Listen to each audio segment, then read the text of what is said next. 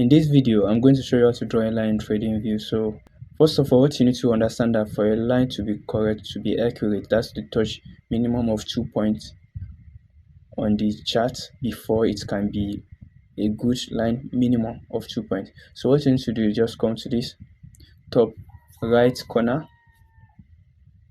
and select trend tools and select this trend line. You can simply just favorite it so that you can have access to it here and you can easily get quick access. So click on it.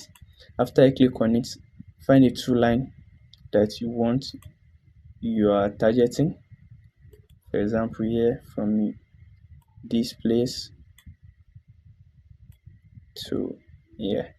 So as you can see, after you reach here, it bounce here, it bounce again. So you could have, as you see, it keep testing, but at one times it actually did go for the sell. So, and also with the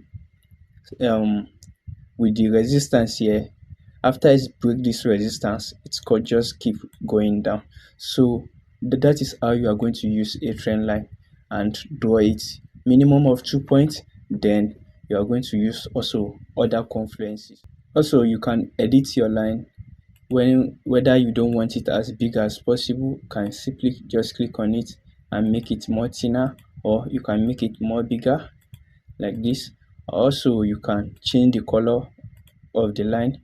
As you can see, you can also add text to the line and click on it, and let's see trader and click OK. As you can see, it shows as a trader. You can change the text color. So, and yeah, that is it. You can also click on settings to check other editing options so that you can have access to it. That's the visibility, the coordinates, the text. But in essence, the most important aspect of this trend line is just for you to be able to spot a breakout or retest of a trend. And I hope this was helpful. Kindly like and subscribe. Thank you for watching.